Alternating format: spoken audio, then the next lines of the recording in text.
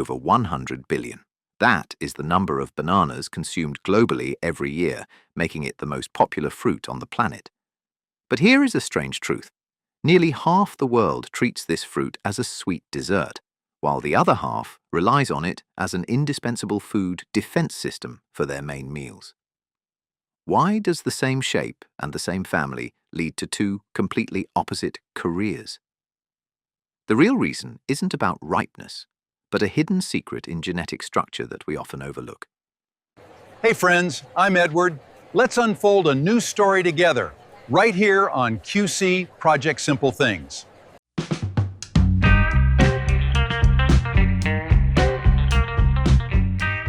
Today, we're diving into what exactly divides the world of bananas in two, and why what you see on the shelf is sometimes a perfect imposter. At its core, the confusion between bananas and plantains doesn't happen because we aren't paying attention. It's because they are true genetic relatives.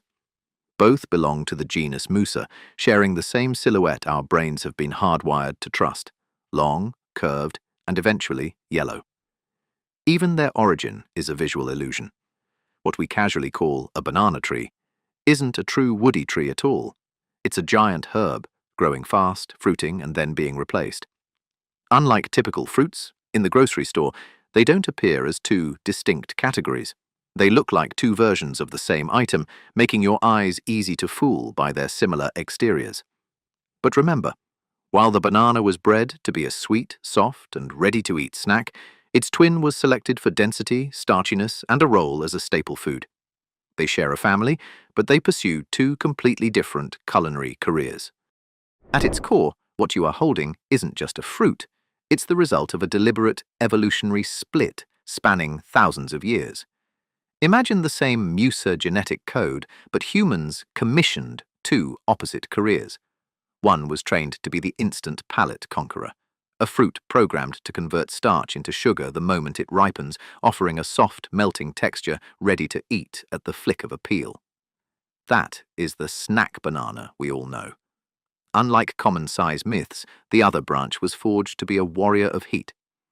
Thanks to a high concentration of amylose, a resilient structural starch, the plantain refuses to surrender to the flame. It isn't just an unripe banana, it is a structural staple. While the common banana is a self-contained dessert, the plantain acts as a building block for a meal, surviving frying, boiling, and stewing while maintaining its form. The real boundary here isn't color, it is thermal readiness. You aren't picking a fruit based on appearance, you are hiring a culinary personnel for your kitchen. One is a fleeting sweetness, the other is a resilient foundation for survival. So why do they taste and behave so differently? The answer lies in the metabolic engine hidden beneath the peel. Think of the common banana as a sprinter. The moment it ripens, enzymes immediately break down its entire starch reserve into simple sugars. This is why bananas are consistently sweet, soft, and self-contained. They require no fire, no seasoning. They are designed to be eaten raw. The banana announces itself as a true fruit. Unlike that palate-pleasing mechanism, the plantain possesses a heart more committed to starch. Even when ripe, it maintains a remarkably low sugar-to-starch ratio, making a raw bite feel like a starchy disappointment. But here is the fun fact. The sweetness of a plantain isn't superficial like candy. It is a potential sweetness. Think of it as a root vegetable with the soul of a fruit. It only truly awakens when exposed to high heat, transforming starch into a deep, warm caramel flavor. While the banana is a snack, the plantain behaves like an ingredient, an entity that demands the collaboration of humans and fire to reach its peak. So why does their texture create such a massive divide? The answer lies in the heat-resistant structure within their flesh. Think of a ripe banana as a charismatic vanishing act. It's soft, creamy, and ready to collapse under the simple pressure of a fork. This softness is part of the banana's design. It is meant to yield, to disappear entirely into batters or smoothies without leaving a trace. Bananas vanish into the recipe, adding flavor. Unlike that compromise, the plantain is built to be the architect of the dish. When green, they possess the density and firmness of a potato, the kind of strength that holds clean slices and stubbornly refuses to collapse under high heat. Even when ripe, they maintain superior starch elasticity, allowing them to survive frying, boiling, and baking without turning into mush. While bananas vanish, plantains become the structure of the plate. And if you've ever struggled to peel a green plantain, remember that resistance is a feature, not a flaw. It's a signal that it is in its cooking first phase, where the peel acts as armor protecting the starch reserves within. Think of it as a food with a solid skeleton, ready to face the flame to deliver a powerful bite. So why does their ripeness create such dramatic shifts in role? Let's solve the black skin mystery from the hook. With common bananas, ripening is just an upgrade. It gets sweeter and softer, but its identity as a snack stays the same. But with the plantain, it doesn't just ripen, it switches roles. Unlike the linear progression of a banana, the plantain undergoes three distinct transformations. The green stage, pure starch. At this point, it behaves like a root vegetable. You slice, fry, smash, and fry again to get crispy, savory tostones. This is the stage of structure and firmness. The yellow stage, the balance. Here, the starch begins to make room for a hint of sweetness. The texture softens but remains resilient enough to be sautéed or baked without collapsing. The black stage, the caramel peak. This is where most people make the mistake of throwing them away. For a plantain, black isn't spoiled, black is ready. At this moment, the starch has fully converted into natural sugars, creating the perfect caramelization point. Under heat, they transform into soft, sweet, rich black gold, the perfect counterbalance to spicy and salty dishes. Therefore, the true audit question for a plantain isn't, is it ripe? It is, which energy stage do I want for this dish? You aren't choosing a level of ripeness, you are choosing a functional state. Don't let the eyes of a snack banana eater deceive you. In the world of plantains, the darkness on the peel is exactly where the deepest flavor begins. Many of us are hardwired to believe that a spotted, bruised, or fully black peel means a fruit is past its prime and destined for the trash. But here's the truth. While black on a snack banana signals over-softness, for a plantain, black is often the golden hour of flavor. Unlike its unappealing exterior, a black plantain isn't spoiled. It's reaching its flavor tipping point, where starch has finally surrendered and fully converted into sugar. If you throw away a black-peeled plantain, you're throwing away the chance to experience natural caramelization that no artificial seasoning can replicate. Don't mistake maturation for decay. The plantain's kitchen map is strictly pragmatic. The green phase, not unripe, but a structural starch. It's for those who crave a savory crunch and a solid base. The yellow phase, not ready to eat, but a flexible bridge. It's for pan-searing, tender at the core, but firm in the skeleton. The black phase, not spoiled, but a symphony of sugar. It's designed to handle the heat, transforming into a sweet side dish that perfectly balances spicy and salty plates. The reason that the first bite in the hook felt so wrong wasn't that you chose a bad banana. You were just judging a warrior before they stepped onto the battlefield. A regular banana is ready at peel time, but a plantain is only truly alive at cook time.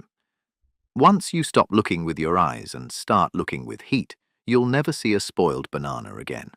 You'll only see culinary opportunities waiting to be awakened.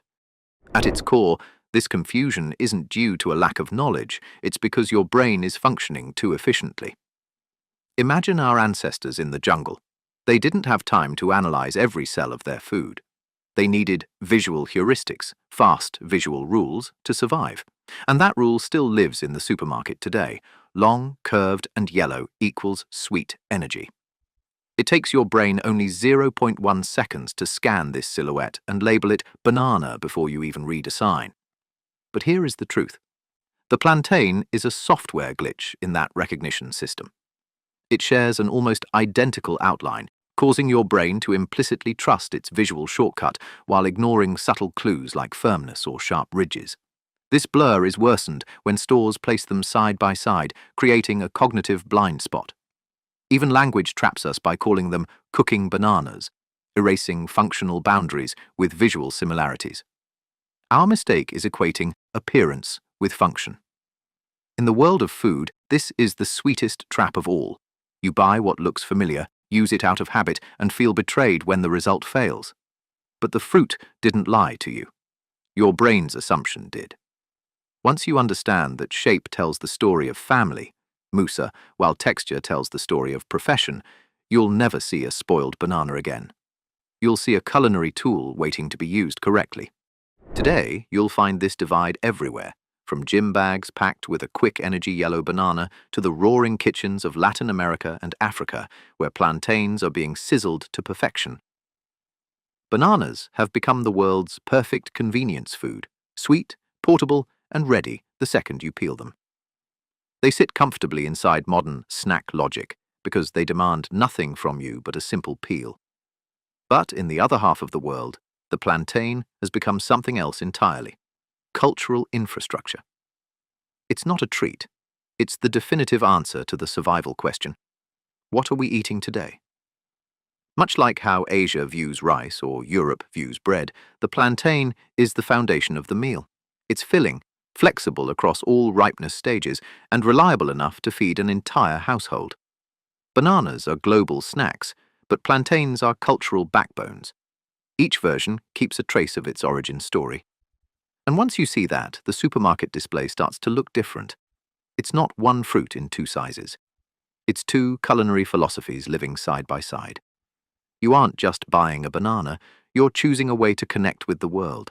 Nutritionally, they seem like twins: potassium, vitamin B6, fiber. But in reality, they serve entirely different energy scenarios. Think of a ripe banana as a sprinter. Because it leans heavily into simple sugars, it provides a quick boost, something you can eat, digest, and move on from instantly. This is explosive energy, perfect for a pre-workout or a midday slump. The banana lives entirely within the logic of immediacy. Unlike that burst, the plantain, especially when less ripe, is a marathon runner.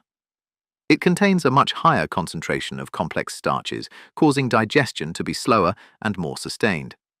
Instead of an instant spike, the plantain offers long fuel, a heavier, more enduring energy that follows meal logic rather than snack logic. Don't confuse better with worse. There are no winners here, only different jobs. If you need immediate alertness, reach for a banana. But if you need a power foundation to get through a long day of labor, the plantain is the expert's choice. One is a quick-burning starter flame. The other is the glowing coal that keeps the entire system warm. I want to give you a practical tool so you are never deceived by your brain's visual shortcuts. Again, the 10-second rule. Next time you're at the grocery store, don't just look at the color. Spend those 10 seconds on the ridges and firmness test. First, observe the shape. A regular banana tends to be rounded, sleek, and smooth. In contrast, a plantain always possesses sharp, angular ridges running down its body and a much thicker, rougher peel. Second, give it a light squeeze. At the same shade of yellow, a banana will start to yield with a soft give, while a plantain maintains a stone-like firmness. In just 10 seconds, you aren't just guessing based on yellow or green shades. You're reading the DNA of function.